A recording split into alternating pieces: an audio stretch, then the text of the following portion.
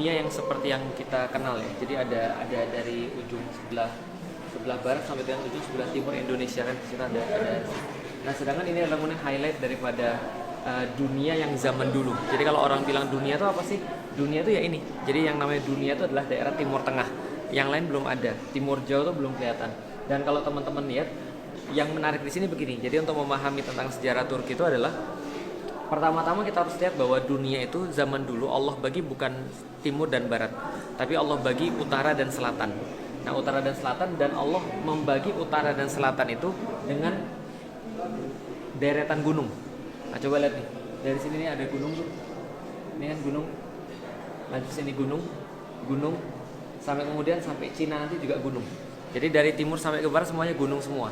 Nah, kenapa dibatasin dari utara sampai ke selatan gunung? Karena di utara ini ada sesuatu yang berbahaya, sehingga mereka nggak boleh ganggu yang sebelah selatan.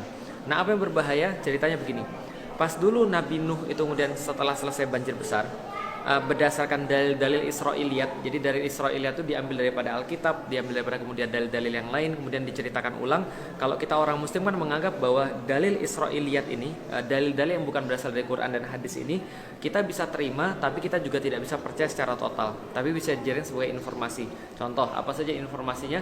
Salah satunya adalah bahwa setelah selamat itu Nabi Nuh punya 3 anak yang selamat, diceritakan yang laki-laki, Sem, Ham, dan Yafid. Namanya siapa? Sem, Ham, dan Yafid. Nah, Sem ini dikasih wilayah pertengahan dunia. Nah, ini daerah Syam. Makanya namanya Syam. Diambil dari namanya Sem. Keturunan Sem itu disebut dengan Semit. Pernah dengar kata-kata Semit? Contoh misalnya orang-orang Yahudi berkata, kita terus menggalakkan orang-orang Jerman itu adalah gerakan anti-Semit yang nggak setuju sama orang-orang Yahudi, Holocaust dan sebagainya. Nah, Sem itu adalah keturunan daripada Sem. Bahasa-bahasa Semitik misalnya, bahasa Arab, Ibrani itu Semitik, satu rumpun. Kenapa? Karena sama-sama keturunan Sem, gitu kan ya. Nah, setelah kemudian Sem dikasih wilayah bagian Syam ini, bagian timur tengah ini, juga ada yang namanya Ham. Ham ini dikasih wilayah bagian sebelah sini, sebelah selatan. Orang-orangnya ciri-cirinya hitam, rambutnya kemudian kriwil, lalu kemudian orangnya yaitu hitam-hitam dan kriwil gitu kan ya. Nah, itu Ham. Keturunannya namanya Hamid. Contohnya misalnya orang-orang Afrika, orang-orang kemudian bagian-bagian selatan lah, Maroko yang awal dan seterusnya. Nah, yang utara itu dikasih kepada kemudian Yafid. Nah, ini daerah utara, bagian atas di atas gunung. Itu adalah orang-orang Yafid. Makanya orang-orang bilang bahwa Yafid ini adalah bapaknya orang-orang Mongoloid. Termasuk orang-orang Indonesia itu bapaknya adalah Yafid. Nah, kenapa? Karena Yafid ini tinggalnya di bagian utara. Kenapa kemudian Allah membatasi kemudian gunung? Supaya orang-orang utara nggak nyerang ke selatan. Karena orang-orang utara itu kemudian sadis-sadis, orang-orang kejem-kejem. Mereka bangsa penunggang kuda, mereka kemana-mana dikatakan oleh Rasulullah pakai sendal dari bulu. Lah, kenapa? Karena dingin. Dan mereka orang-orang yang daerah atas-atas ini. Siapa aja keturunan Yafitik? Attila Dahan itu Yafitik, Viking itu Yafitik. Siapa lagi misalnya? Orang-orang Mongol itu Yafitik. Turki juga termasuk Yafitik. Nah, termasuk orang Cina juga Yafitik. Nah, makanya sejarah itu menghiasi bahwa seluruh peradaban itu, yang orang-orang di bawah, yang tengah dan bawah ini, semuanya menutupi seluruh celah-celah gunung ini kalau ada. Karena kan kalau ada gunung-gunung begini nih, ada kemudian kayak gini-gini sungai, ini kan membelah gunung nih. Nah, ini kan berarti kan ini kan bisa lewat orang. Nah, maka orang-orang tuh nutupin celah-celah ini supaya dari utara nggak nyerang ke selatan. Contoh misalnya Cina itu kemudian walaupun mereka Yafitik juga, mereka nutupin dari Mongol untuk nyerang ke sebelah selatan. Dari sini juga sama. Orang-orang nutupin ini juga. Orang-orang Itali, daerah Eropa sana juga nutupin dari atas. Kalau pernah baca Asterix dan Obelix itu juga sama kan. Ceritanya seluruh peradaban di dunia dari timur sampai ke barat itu menakutkan orang-orang yang sebelah utara. Karena orangnya kejem-kejem, orangnya sadis-sadis, orangnya pintar perang. Nah, ceritanya pada satu waktu pernah baca tentang Zulkarnain belum tahu. Al-Kahfi pernah baca? Surat Al-Kahfi terakhir tentang Zulkarnain kan. Zulkarnain disuruh Allah ke timur, suruh Allah ke barat. Ujungnya Allah suruh ke tengah. Di tengah itulah kemudian dia diminta oleh kaum untuk kemudian menutupi sebuah celah yang kemudian jadi tempat menyerangnya Ya'juj dan Ma'juj. Nah, Ya'juj dan Ma'juj ini golongan Yafitik. Jadi dari utara ke selatan juga. Maka dia kemudian membangun, kalau teman-teman baca di dalam Al-Quran, sebuah casting dari tembaga yang kemudian dicor, lalu kemudian membentuk tembok yang nggak bisa dilewati oleh orang-orang Ya'juj dan Ma'juj, gitu kan ya. Nah, ketika kemudian dia buat tembok itu, ada golongan Ya'juj dan Ma'juj yang tertinggal. Bahasa Arabnya taroka itu meninggalkan, yatruku turkan, taroka yatruku turkan, turika ditinggalkan. Akhirnya itulah kemudian dikasih nama Bani Turk, yaitu adalah orang-orang yang tertinggal. Ketika kemudian Zulkarnain kemudian ngeblok itu kemudian untuk supaya Ajuj dan Majuj nggak bisa nyerah. Nah, itulah bangsa Turki. Bangsa Turki ini kemudian berdasarkan hadis Rasulullah SAW, itu kata Rasul, orang Turki dibagi 3. Ada yang kemudian tetap dalam agama nenek moyang mereka, ada yang kemudian memerangi Anda, ada yang kemudian masuk Islam lalu kemudian membantu Anda. Nah, inilah Turki yang kita katakan sekarang. Makanya Rasulullah SAW bilang, watarku turka idza tarkukum. Jangan ganggu orang-orang Turki, tinggalkan orang-orang Turki selama mereka meninggalkan kalian. Nah, kenapa? Karena mereka pintar perang. Nah, orang-orang Turki itu asalnya dari sini. Dari daerah sebelah timur yang sekarang kita kenal dengan nama Xinjiang. Itulah kemudian daerahnya orang-orang Turki. Makanya kita lihat sebelah situ yuk. Ini kan Cina nih. Ya kan ya? Ini kan Indonesia di bawah sini. Nah, ini kan Xinjiang. Daerah sini nih kemudian orang-orang Turki banyak beremigrasi. Jadi kalau sekarang teman-teman lihat ada kasus di Uighur gitu kan ya, bukan Uighur, Xinjiang, orangnya namanya Uighur. Kalau tempatnya namanya Xinjiang. Nah, ini dari sini kemudian mereka beremigrasi ke sini semua. Kenapa? Gara-gara tekanan orang-orang Mongol. Jadi ketika Mongol itu melebarkan wilayahnya, Mongol itu kan sepupuan sama Turki. Nah, kenapa? Kan sama-sama Bani apa tadi? Sem, Ham, Yafet. Mereka kemudian beremigrasi ke sini. Nah, itulah yang awalnya dipimpin oleh Bani Oghuz itu.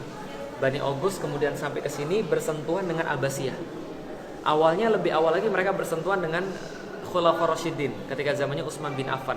Tapi Utsman bin Affan nggak terlalu ngereken mereka. Tapi mereka bersentuhan pada khususnya ketika di sini ketika ada Khilafah Abbasiyah. Nah, Khilafah Abbasiyah itu merekrut mereka menjadi tentara-tentara yang sangat terlatih sekali. Karena orang Turki kan pintar perang dari awalnya. Pintar perang, sadis, kejam dari awalnya. Mereka pokoknya kuat lah dari awal, maka direkrut jadi kemudian tentara-tentara perang. Lalu kemudian ditempatkan di perbatasan-perbatasan. Kita lihat ya, ini kan kemudian asalnya mereka. Di mana mereka bersentuhan? Nah, daerah sini sudah Persia. Persia sudah ditaklukkan Islam, bersentuhan dengan Islam mereka. Ketika sudah bersentuhan dengan Islam, ditempatkan ke daerah-daerah perbatasan untuk menjaga perbatasan-perbatasan. Dari situlah kemudian muncul Turki Saljuk. Karena ada 2 Turki. Turki ada 2, satu Sunni, satu Syiah. Yang Syiah itu Bani Buwayhid, yang Sunni namanya Bani Saljuk. Jelas ya, dari situ ceritanya sudah sampai di sini ya. Berarti kemudian ketika mereka beremigrasi ke sini, mereka ketemu dengan Abbasiyah, direkrut kemudian jadi kemudian tentara-tentara karena orang-orang Abbasiyah malas perang. Kenapa orang-orang Abbasiyah malas perang? Karena mereka sudah happy, mereka sudah hidupnya sudah sudah nyaman, hidup mereka sudah stabil, mereka nggak mau lagi jihad fisabilillah, maka jihad itu diberikan pada orang-orang Turki. Orang-orang Turki diberikan kemudian daerah-daerah sini namanya apa? Beyliks. Namanya kegubernuran lah kira-kira begitu. Nah, akhirnya beylik ini ada yang kuat kemudian jadi satu, membentuklah kesultanan. Nah, jadi Saljuk Sultanate of Rome namanya. Kenapa Saljuk Sultanate of Rome? Karena langsung bersinggungan dengan Bizantium. Langsung bersinggungan dengan Romawi. Karena waktu itu di Eropa Romawi ada 2 kan ya. Romawi terpecah jadi 2, satu Romawi sebelah timur, yang 2 adalah Romawi sebelah barat. Romawi sebelah barat ibu kotanya adalah Roma, Romawi sebelah timur ibu kotanya adalah Konstantinopel. Gitu ya. Nah, kalau gitu kita lanjut sini ya. Sebuah gambar yang sangat menarik, dikit-dikit aja. Nah, ini adalah sebuah gambar yang sangat menarik. Jadi di belakang ini adalah satu peristiwa yang sangat berarti. Tadi kan saya sudah cerita ya, ketika orang-orang Turki itu kemudian diajak pergi ke sebelah barat, ketika sudah ketemu dengan orang-orang Utsmani, mereka kan mengabdi pada orang-orang Utsmani. Tapi hebatnya mereka adalah, walaupun mereka sudah memegang tampuk kepemimpinan, artinya secara de facto mereka lebih kuat daripada orang-orang Abbasiyah, tapi mereka nggak pernah mau untuk kudeta. Mereka tetap setia sama orang-orang Abbasiyah dan mereka menjaga perbatasan-perbatasan itu untuk orang-orang Abbasiyah. Waktu itu ketika zamannya Mu'tasim misalnya, Mu'tasim itu seorang khalifah, dia sempat ditanya sama orang-orang Arab, kamu ini kok saking banyaknya kamu merekrut orang-orang Turki sampai-sampai kami ini mengira ini adalah negara Arab atau ini adalah negara Turki. Ini adalah kemudian kekhilafan Arab atau ini adalah kekhilafan Turki. Karena saking banyaknya orang-orang Turki. Kenapa? Karena Mu'tasim itu pernah sangat zolim pada ulama. Jadi kalau pernah teman-teman dengar Ahmad bin Hambal ditangkap gara-gara kasus khalqul Quran, yang menganggap bahwa Al-Quran itu adalah bukan makhluk. Sedangkan pada waktu itu pemahaman daripada Mu'tazilah menganggap Quran itu adalah makhluk. Maka kemudian Ahmad bin Hambal kan salah satu yang kemudian tidak setuju. Akhirnya dia dipenjara, disiksa oleh salah satunya adalah di bawah pemerintahan Mu'tasim. Mu'tasim menjadi tidak populer di kalangan orang-orang Arab. Dan akhirnya dia meminta bantuan orang-orang Turki untuk jagain semua tempatnya, termasuk di sebuah kota namanya Samarra. Samarra itu kemudian banyak sekali orang-orang Turki. Saking banyaknya orang-orang Turki, mereka kemudian berpikir ini kekhilafan Arab atau ini kekhilafan Turki. Nah, ketika kemudian mereka berlaku seperti itu, karena saking banyaknya orang-orang Turki yang ditempatkan di ujung, salah satu yang kemudian berhasil mengorganisir jadi bagus adalah namanya Kesultanan Saljuk. Tadi kan ada 2 kan ya, yang Sunni itu namanya Saljuk, yang Syiah namanya Buwayhid. Nah, Saljuk itu sultan yang sangat terkenal namanya Alp Arslan. Alp Arslan itu, Alp Arslan artinya singa, singa yang sangat pemberani, Alp Arslan. Nah itu orangnya tadi yang kita bilangkan dilihat. Ini adalah kasus ketika tahun 1071, namanya peperangan Manzikert. Sekarang namanya daerah Malazgirt. Nah Manzikert ini 1071, kenapa terjadi kejadian begitu? Saya sudah bilang Abbasiyah bersentuhan dengan Turki. Lalu kemudian pada tahun 1000-an ketika mereka sudah ngirimin kemudian ke ujung-ujung kota mereka untuk jadi penjaga-penjaga perbatasan, maka mereka dapat pada saat itu mereka itu menambah luas wilayahnya. Jadi karena banyak orang pengen masuk Islam, banyak wilayah masuk Islam, ini Saljuk ini bertambah luas wilayahnya dan bersentuhan langsung dengan Romawi. Romawi bilang gini, oh ini nggak bisa dibiarkan. Nah kenapa? Ini bocah sudah ganggu kita. Nah kenapa? Kalau dibiarkan gini terus habis kita. Padahal tahun 1000-an itu Bizantium lagi kuat-kuatnya. Kaisarnya namanya Romanus Diogenes. Nah Romanus ini akhirnya mengumpulkan pasukan. Ada yang bilang 200.000, ada yang bilang 40.000. Manapun, tapi itu masih 2 kali lipat daripada pasukannya Alp Arslan pada saat itu. Nah ketika kemudian dia ngumpulin pasukan 200.000 atau 40.000 tadi, taruhlah 200.000 ya. Dia kemudian ngajak perang. Alp Arslan nggak mau nanggepin. Tapi kemudian dia tetap ngajak perang. Akhirnya Alp Arslan mengerahkan seluruh pasukannya, memerintahkan seluruh pasukannya untuk pakai baju warna putih kayak di situ. Itu bukan hanya baju warna putih, tapi dia libet kemudian badannya pakai kain kafan. Dan seluruh pasukannya juga sama. Bahkan di perisai-perisainya juga dikasih kain kafan. Supaya kenapa? Maju, kalau kalian mati kalian sudah dikuburkan pakai ini. Tapi kalau kalian selamat berarti Allah sudah memenuhi janji pada kalian. Kalau kalian mati kalian akan syahid. Maka kemudian pasukannya setengah daripada pasukan Konstantinopel, Romawi waktu itu, kemudian dikalahkanlah pasukan Bizantium atau Romawi tadi. Lalu kemudian rajanya ditawan. Nah, ini dibawa namanya Romanus Diogenes. Nah ketika ditawan itu kemudian tangannya diikat di belakang. Alp Arslan bilang sama dia begini, kalau kamu jadi saya dan saya jadi kamu, kalau kita bertukar tempat, kira-kira kalau kamu yang nawan saya, kamu ngapain saya? Rajanya kemudian bilang, ya saya bunuh kamu dan saya akan hinakan kamu, mungkin saya akan seret kemudian mayatmu dengan kuda saya. Alp Arslan bilang, saya bisa melakukan itu, tapi saya melakukan sesuatu yang lebih menghinakan kepada dirimu. Apa yang lebih menghinakan? Dia mengirimkan pasukannya untuk mengawal Raja Romanus ini dibebaskan dan dikawal balik ke Konstantinopel dengan bendera la ilaha illallah Muhammadur Rasulullah. Nah, itu ditulis oleh Ibnu Katsir. Nah, itu ditulisnya itu adalah penghinaan yang luar biasa bagi orang-orang Kristen pada saat itu. Menurut orang-orang Kristen. Kenapa? Menunjukkan kebesaran Islam, kebaikan Islam, kemudian untuk membebaskan mereka dengan cuma-cuma. Sampai kemudian di Konstantinopel, rajanya ini malu luar biasa, paus yang di Roma apalagi. Maka paus yang ada di Roma setelah diprovokasi sama Peter the Hermit namanya, lalu kemudian mengeluarkan fatwa-fatwa yang kemudian menjelek-jelekkan Islam. Lalu kemudian orang-orang kemudian jadi paham bahwa Islam itu kayak jelek banget, hoax. Nah inilah hoax yang pertama terbesar seumur dunia. Nah, kenapa? Ya nggak pertama sih, tapi termasuk hoax yang terbesar di dunia. Disebarkan kemana-mana. Orang Islam tuh suka makan bayi. Orang Islam tuh pakai kalung dari kemudian tengkorak bayi. Orang Islam tuh adalah anti Kristus. Orang Islam tuh adalah tidak suka dengan kebaikan. Mereka makan mayat. Kayak gitu-gitulah. Pokoknya mereka anti Kristus, mereka anti agama kita. Mereka pengen menghancurkan Kristendom dan sebagainya. Akhirnya muncul seruan perang salib dari peristiwa ini. Nah ini peristiwa Manzikert 1071. Perang salib pertama 1089 kalau saya nggak salah. Sorry, 1090-an. Lalu berakhir pertama kali 1189-an, sekitar 200-an tahun. Nah maka inilah kemudian yang menjadi cikal bakal perang salib. Paham ya? Nah ketika perang salib itulah kemudian terjadi antara clash antara Kristen dan Islam. Nah semuanya dimulai dari peperangan Manzikert karena orang-orang Islam berhasil menunjukkan kedikdayaan mereka, baru disadari orang-orang Bizantium, gitu ya. Oke, kalau gitu kita lanjut lagi. Pasca pemerintahan Alp Arslan itu kemudian Saljuk hancur karena sultan-sultan setelahnya kan pada berebut kekuasaan. Nah setelah kemudian Saljuk ini hancur, maka semua kesultanan Turki ini, kesultanan orang Turki dan yang lain-lain ini disatukan oleh satu orang lagi. Namanya siapa? Ini namanya. Maka kita masuk pada Utsmani. Yang menyatukan namanya Utsman Bey atau Ghazi Utsman. Jadi dia menyatukan seluruh kemudian bani-bani yang kemudian terpecah belah ini menjadi satu bani, makanya dia kemudian dianggap sebagai pendiri Utsmani. Tapi sebenarnya yang sudah memupuk dari awal adalah bapaknya namanya Ertuğrul. Makanya sekarang kan Ertuğrul semenjak ada filmnya kan terkenal sekali di Indonesia. Sampai beberapa orang nama anaknya sekarang Ertuğrul, bukan lagi Fatih gitu kan ya. Nah ini adalah orangnya, ini anaknya Ertuğrul, Osman bin Ertuğrul. Nah dia ini kemudian berhasil menyatukan seluruh orang-orang yang ada di sini dan dia punya satu keistimewaan yang sangat luar biasa. Nah, nanti saya ceritakan di situ. Nah Osman ini kemudian punya anak namanya Orhan. Nah sampai di titik ini itu orang-orangnya masih sama. Jadi wajahnya tuh masih wajah-wajah mirip-mirip Uighur. Jadi mirip-mirip Turki asli, nggak kayak sekarang. Kalau Turki kayak sekarang kita lihat loh kok Turki ini kayak Eropa. Karena mereka sudah nikah sama banyak orang. Karena Orhan ini nanti punya istri orang Eropa. Ada yang bilang orang Serbia, ada yang bilang orang Bosnia, ada yang bilang orang Yunani dan seterusnya. Nah ini Orhan lalu kemudian punya anak namanya Murad. Nah Murad ini kemudian melanjutkan kemudian penaklukan. Murad punya anak namanya Yildirim Biyazid. Yildirim sudah tahu kan artinya kan ya? Ada yang tahu artinya? Petir. Kenapa petir?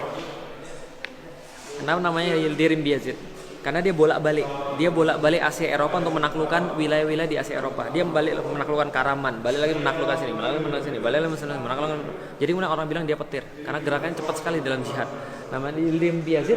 Ini kemudian ketika dia mau menaklukkan Konstantinopel, karena pengen kemudian menaklukkan Konstantinopel, nanti saya cerita kenapa sih ini orang pengen semua menaklukkan Konstantinopel, nanti saya cerita.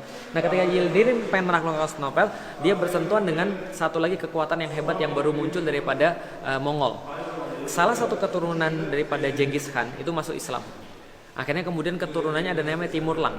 Nah Timurlang ini kemudian memerangi saudaranya sendiri. Karena dia bilang bahwa saya pengen jadi pemimpin seluruh kaum muslimin di seluruh dunia. Nah maka ketika dia memerangi kemudian kaum muslimin sendiri, akhirnya ketika berperang, setelah itu kemudian berhasil ditangkap sama Timurlang, ditahan di satu tempat. Kalau dari gambarnya kayaknya Yasil Jami ditahannya di sana. Nah ketika ditahan di sana, meninggal dalam kemudian kurungan. Setelah meninggal, anak-anaknya berebut kekuasaan. Anaknya berebut kekuasaan dan orang-orang mengira bahwa Turki sudah habis, Utsmani sudah habis. Tapi ternyata berhasil disatukan lagi oleh seseorang namanya Birinci Mehmet. Ini adalah Mehmet I yang kemudian menyatukan kembali seluruh Turki. Maka orang bilang inilah kemudian pendiri Turki yang kedua. Setelah kemudian Osman Ghazi, lalu kemudian Mehmet I. Dan Mehmet I ini adalah orang yang sangat penting bagi orang-orang Indonesia. Kenapa? Lihat pemerintah dia 1413 sampai 1421. Di zamannya dia itu diperintahkan Wali Songo untuk ke Indonesia. Nah jadi dia kemudian mendapatkan mimpi dari Rasulullah. Dalam mimpinya dia diminta untuk mengirimkan 9 orang untuk ke timur jauh untuk mengenalkan Islam kepada orang timur jauh. Maka dia langsung kemudian bikin satu kepanitiaan, diutus 9 orang yang kemudian diketuai oleh Maulana Malik Ibrahim, lalu kemudian pergi mendarat di Gresik. Kemudian menyebarkan Islam di Gresik. Pada waktu itu Indonesia masih dikuasai oleh Kerajaan Majapahit. Nah, Kerajaan Majapahit rajanya namanya Brawijaya keempat kalau saya nggak salah. Brawijaya V. Nah, Brawijaya V ini kemudian punya istri namanya Siu Banci. Siu Banci ini seorang muslimah, dia keturunan daripada ulama juga. Nah ketika menikah, lalu kemudian hamil, lalu kemudian suaminya nikah lagi. Brekertabumi namanya, Brawijaya V. Nah itu nikah lagi sama seorang putri namanya Ratu Dwarawati. Nah Ratu Dwarawati ini ketika dia mau menikah, dia mengharuskan untuk suaminya menceraikan istri-istri yang lain. Akhirnya 80 orang diceraikan karena istrinya banyak. Jadi kalau sekarang 4, dulu 80 diceraikan. Nah salah satu yang diceraikan adalah Siu Banci dalam keadaan hamil. Dikirimkan kepada adipati di Palembang namanya Aryo Damar. Aryo Damar ini kemudian mengurus Siu Banci sampai melahirkan seorang anak namanya Panembahan Jinbun namanya. Nah lalu kemudian setelah dia melahirkan, dia nikah sama Aryo Damar yang sudah masuk Islam. Aryo Damar ganti nama jadi Aryo Dilah nikah sama Siu Banci, punya anak yang kedua namanya Raden Husein. Atau orang-orang Palembang nggak bisa sebut Husein, jadi Raden Kusen. Nah Raden Kusen ini sama kakaknya pergi ke Gresik, kemudian bertemu dengan Wali Songo. Lalu kemudian disuruh Wali Songo pergi ke daerah Jawa Tengah, ke hutan Gelagahwangi, buat satu kemudian kerajaan di situ, namanya kerajaan di Gelagahwangi. Ketahuan sama kemudian Brawijaya ke-5, dipanggil, lalu kemudian ketahuan, ternyata ini anak saya. Enggak apa-apa, kamu di situ aja buat kerajaan, tapi ganti nama jadi Demak Bintoro. Dari situlah kemudian jadi kerajaan Demak, namanya Raden Fatah. Jadi Jinbun itu namanya Raden Fatah. Dilantiknya oleh siapa? Dilantiknya oleh keturunan Mehmet. Mehmet I punya anak namanya Murad II. Murad II ini adalah bapaknya Muhammad Al-Fatih. Lalu kemudian dia banyak sekali menerjemahkan bahasa Arab ke dalam bahasa Turki karena dia juga seorang yang sangat pintar bahasa Arab dan sangat tenang pembawaannya, sangat lembut pembawaannya, tapi kalau perang sangat luar biasa ngeri. Makanya orang-orang Hungaria, orang-orang Rumania, orang-orang ya manapun juga lah, Albania, semuanya takluk sama Murad. Murad punya anak, nah ini saya, gitu kan ya.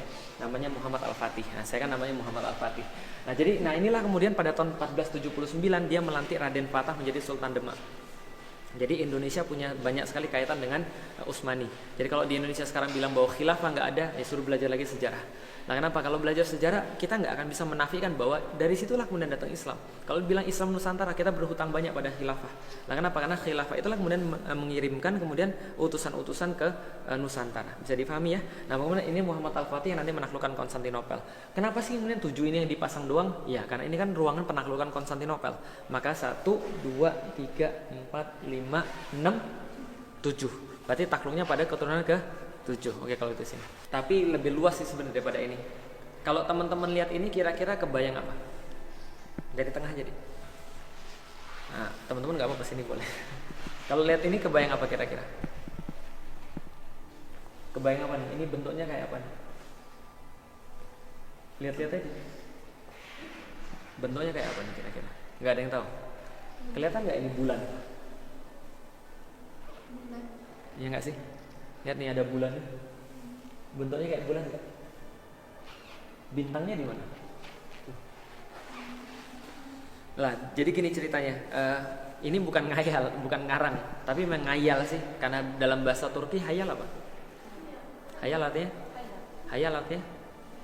Hayal, imajinasi apa lagi? Mimpi. Mimpi ya. Nah, jadi ada cerita tentang tentang impian Utsman. Jadi impian Utsman itu, jadi Utsman yang tadi Utsman Ghazi itu punya guru namanya Edebali. Punya syekh namanya Edebali. Dari sini kita dapat pelajaran bahwa setiap sultan-sultan Utsmani itu pasti ditemani oleh seorang syekh. Kalau di dalam sultan-sultan setelahnya namanya Lala atau namanya ya inilah Lala, bisa juga namanya Nedim, Sohbet dan seterusnya. Tapi ada syekhnya di situ. Nah, dia ditemani oleh gurunya. Jadi nggak bisa belajar sendiri, harus ada gurunya. Nah, gurunya ini Edebali, dia ngajarin Utsman tentang Islam dan seterusnya. Suatu hari setelah belajar sama gurunya, Utsman tidur. Pas dia tidur, dia mimpi. Dan begitu dia bangun, dia ceritakan sama gurunya, Guru, saya mimpi semalam. Apa mimpinya? Saya tuh mimpi bahwa saya tidur dan saya berhadapan-hadapan dengan guru. Dari dada guru itu keluar bulan sabit. Lalu kemudian bulan sabit itu keluar dari dada guru, lalu kemudian keluar menuju kepada diri saya, semakin membesar sampai kemudian penuh. Setelah penuh kemudian masuk ke dalam dada saya. Setelah masuk dalam dada saya, kemudian dari dada saya itu tumbuh pohon cenar. Tumbuh pohon cenar besar sekali, dia bilang besar sekali, dengan cabang besar sekali, dengan akar yang sangat luas sekali. Dan aku melihat dengan sangat jelas, kata Utsman, bahwa akarnya itu mencakup ada empat sungai. Sungai Danub, sungai Tigris, sungai Nil, dan sungai Efrat. Ada 4 sungai. Lalu aku melihat seluruh tajuknya itu melingkupi 4 gunung. Ada gunung Hemus, ada gunung Atlas, ada gunung Taurus, ada gunung Kaukasus. Semuanya melingkupi 4 gunung dan 4 sungai. Dan aku melihat semuanya sangat rindang sekali. Kulit-kulit pohonnya aku kemudian melihat berubah menjadi sebuah menara-menara masjid. Kemudian banyak sekali burung-burung kemudian mengitari di atasnya, bertawaf di situ. Nah, aku melihat banyak sekali tanaman-tanaman yang sangat subur, buah-buahan yang sangat bagus, ladang-ladang pertanaman, kuda-kuda yang sangat banyak, manusia yang sangat banyak, azan. Kemudian aku dengar tuh seperti itu. Lalu kemudian ketika itu semuanya, tiba-tiba aku melihat pohon cenar itu seluruh daunnya berubah menjadi pedang Arab. Lalu kemudian semuanya menuju pada satu titik. Satu titik itu adalah Konstantinopel, dia bilang begitu. Lalu kemudian aku terbangun, dan ketika aku terbangun itu, ketika itu kemudian seluruh gambaran tadi itu berubah menjadi cincin, dan cincin itu dipakaikan dalam tanganku, kata Utsman. Lalu kemudian dia terbangun. Lalu dia ceritain itu sama gurunya bilang, serius begitu? Iya. Kamu nikah sama anak saya jadi.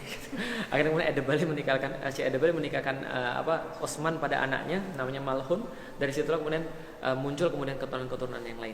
Nah, maka kemudian impian Utsman itulah yang diwariskan pada anak-anaknya. Berasal dari mana? La tuftahanul Konstantiniyah fala ni'mal amiru amiruha wala ni'mal jaisu dzalikal jais. Kata Rasulullah, akan ditaklukkan kota Konstantinopel, sebaik-baik penakluk adalah dia, dan sebaik-baik pasukan adalah pasukan dia. Bisa dipahami ya?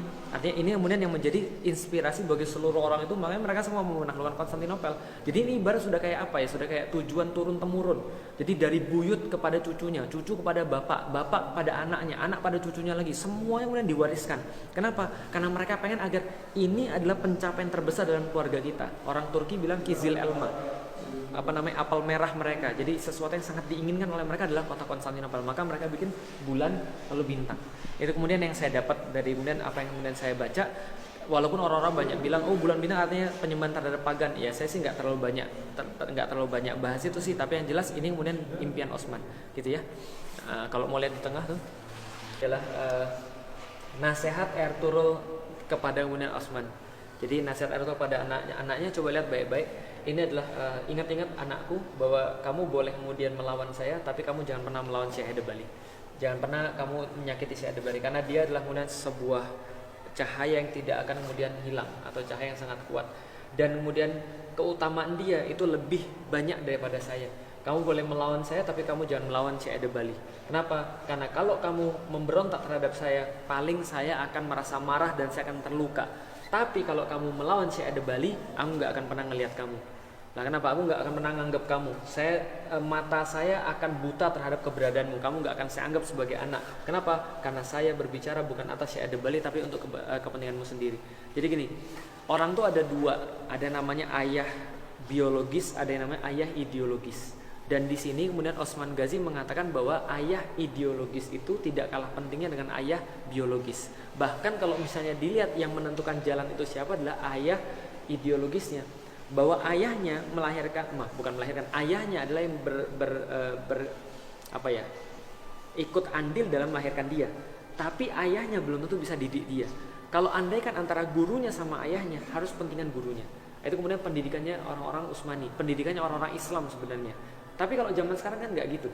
Kalau sekarang kemudian orang pergi ke sekolah, lalu kemudian anaknya salah, anaknya dihukum, kemudian lapor pada bapaknya bilang apa? Lapor polisi. Kan itu kan ya. Padahal kalau dia mau taat sama gurunya, dia akan mendapatkan kebaikan luar biasa. Kenapa? Pada ulama, pada guru itu ada barokah. Makanya Muhammad Al-Fatih kalau kita tahu dia punya guru. Siapa namanya gurunya? Aksyamsuddin. Satu lagi Ahmad Al-Qurani. Ahmad Al-Qurani itu ngajarin dia Al-Quran. Ketika datang pada Syekh Ahmad Al-Qurani, dia kan agak petantang-petenteng karena anak sultan. Lalu Ahmad Qurani bilang, saya boleh didik anak ini dengan baik, Sultan. Pada Murad bilang, ya terserah, kan kamu syekhnya. Kemudian dipakai kemudian kayu, dipukul oleh Muhammad Al-Fatih. Kayunya patah, lalu kemudian Muhammad Al-Fatih dari situ merasa takut sama gurunya, sejak itu sangat hormat sama gurunya, lalu dia bisa menghatamkan Quran umur 8 tahun. Jadi kalau guru itu mukulnya aja barokah, dan guru kan nggak mungkin sembarang mukul. Ya, mukulnya aja barokah, apalagi kalau dia sayang sama seorang murid. Tapi kalau guru itu kemudian nggak ridho sama seorang murid, nggak akan bakal didapatin ilmunya. Karena Allah tuh menurunkan ilmu pada manusia itu lewat guru. Bisa dipahami ya? Makanya Imam Syafi'i berkata salah satu syarat mendapatkan ilmu adalah dengan guru yang baik. Selain dengan semangat, sungguh-sungguh, dengan harta, dengan apalagi dengan kecerdasan dan waktu yang lama, gitu kan ya. Tapi salah satu adalah guru. Yuk, kalau gitu kita lanjut lagi.